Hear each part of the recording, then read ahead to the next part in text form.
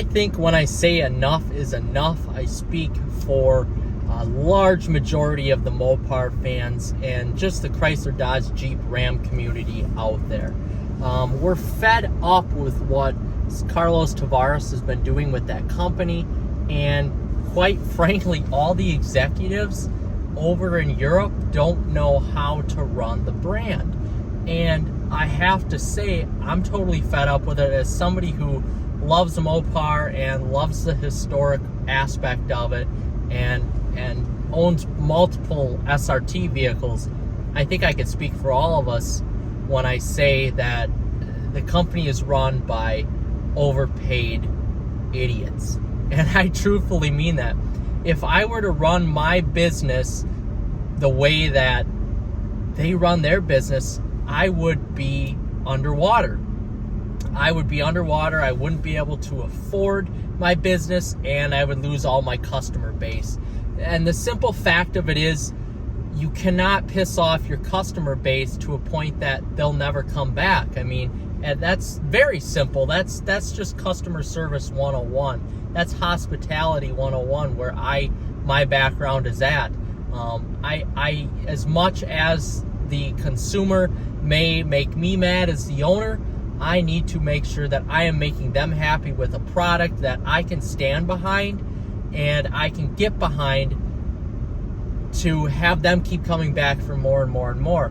And ultimately, that makes me live the lifestyle that I want to live and have enough money to save up for retirement, blah, blah, blah, blah, blah. The list goes on. But those people over there at Stellantis, they're living lifestyles, but they're not leaving any money left for anybody else, because they're cutting jobs. They're providing a product that is inferior to other companies such as GM, Ford, Volkswagen.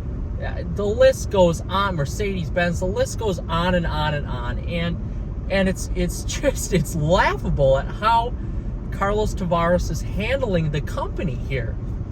I can't believe that somebody of his stature is able to run the company with, quite frankly, an embarrassing backlash from people like me on social media that happens every day. Every day you can look up Stellantis is on fire, Stellantis is doomed, Dodge is done, Chrysler is in the mud, whatever. The list goes on and on and on. And you can find these videos every single day by people like me who are fed up with Dodge. And I believe Chrysler is dead. I believe Dodge is dead. I don't think that we will see much more of those companies unless the movement by Frank B. Rhodes, the great-grandson of Walter Chrysler, unless that actually comes to fruition. There's no plan for these American companies like Dodge, Chrysler, even Jeep or Ram for that matter. Now, those companies will stick around because they're selling like crazy, but Dodge and Chrysler, we haven't seen any sort of new technology come forth yet besides the electric Charger. The airflow never happened, even though it was a great-looking vehicle, but we've never seen any other technology. And we were promised the electric Charger now by August. It's already almost October, and we haven't seen it yet, and there's no news of when it's going to hit dealer lots. So already we're getting into 2025, and you're trying to sell us a 2024 vehicle, and now we can't essentially buy a brand new vehicle? But it's stamped 2024? I don't know what's going on, but that company, the way it's set out right now is doomed. Stellantis is doomed. They need to start cutting brands, and they need to start making companies viable again. Maserati, Alfa, Fiat. I'll be honest with you. I make a decent living. I could afford to buy, one of those vehicles used. I could afford to buy an Alfa new if I really wanted to, but I'm not going to, because that's not where my heart lies as an American buyer.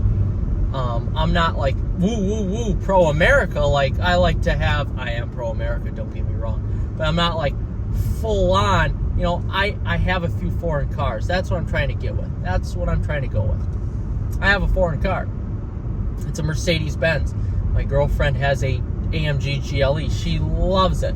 But we weren't essentially looking for an Italian brand when we were cross-shopping vehicles, because reliability, dealerships, etc., etc. I live in a very rural area, and I'd rather have, a Mercedes dealership a few hours away than not have a Maserati dealership or a Fiat dealership or a Alfa dealership even remotely close to me within that few hours. So it's just super frustrating to see a company that doesn't understand the American marketplace and keeps sending out vehicles that we don't like.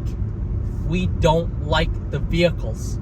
We are Americans. We like big, huge, large vehicles. Look at GM, Tahoes, Suburbans, crossovers. They just redesigned the Traverse, the Enclave, the Acadia. They made those bigger. They're making bigger vehicles because Americans like bigger vehicles. And Stellantis doesn't understand that. I sat in the Dodge Hornet, and while I loved the vehicle, I like the design personally, and I like the interior. But then you sit in it, and there's no goddamn room. There's more room in this compact Chevy Volt than there is in that Dodge Hornet. So what does the company need to do? And let's just touch on this quick. We've never seen a car company that has had so much social media following and then so much negative social media following. There's stuff on the brand every single day. And that's just 2024 for you. That's the world we live in now. But wow. How does none of this get back to the corporate level, the C-suite management, or the board of directors of these companies? I don't know.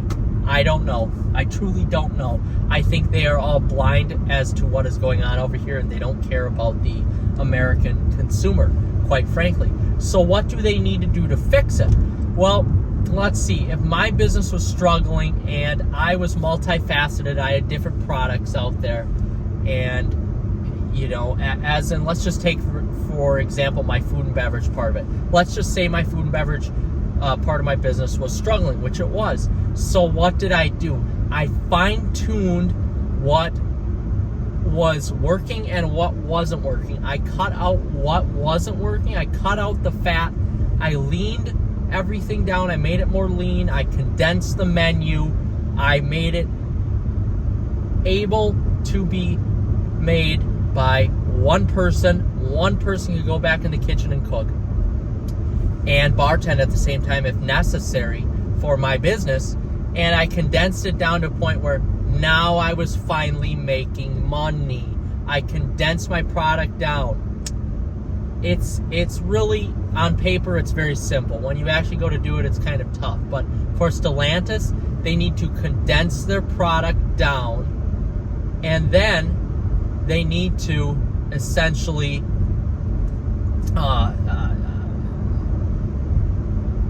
gain a workforce back with hopes of growing the company.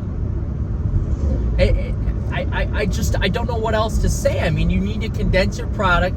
Yes, you're going to have to cut staffing for a little bit, but then you need to expand these jobs outward in order to produce more and more and more and more vehicles. That's what they need to do. They need to produce more and more and more vehicles, condense their company down, like I've said already a million times, and then they need to start charging less for their vehicles.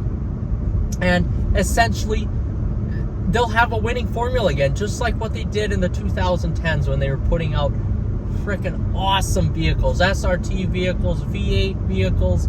And while the V8 is dead, we already know that, which is a shame because GM and Ford keep producing them, which Stellantis could have too. Well, it's dead. You still have a good engine in the Hurricane, and you could just lower the price on a few vehicles and start sending out vehicles left and right. Why not? But nope, let's charge $50,000 for a Dodge Hornet. for a compact vehicle that's smaller than this Chevy Volt. So, guys, that's all I got. That's my impromptu take on the whole Stellantis Carlos Tavares deal. I don't have anything wrote out for this. I'm shooting from the hip. Just whatever comes to mind. All I know is that I'm freaking sick of the management of that company. I mean, it's laughable how bad it is. It really is. It's freaking terrible. I hope somebody from Dodge, Chrysler, Jeep, Ram is watching me right now, because I'm a loyalist. I own a Jeep SRT. I own a Challenger SRT. I own a 300 SRT. I've owned Mopar vehicles. I've had 3 Ram trucks. I've had a 200 hardtop convertible. I've owned a ton of goddamn Mopar vehicles. And when you see it being run by a complete idiot, it's very, very frustrating. And something needs to change. Something needs to change. And that's all we have to say about it. So with that, guys, we'll see you in the next episode. Like and subscribe. Take care.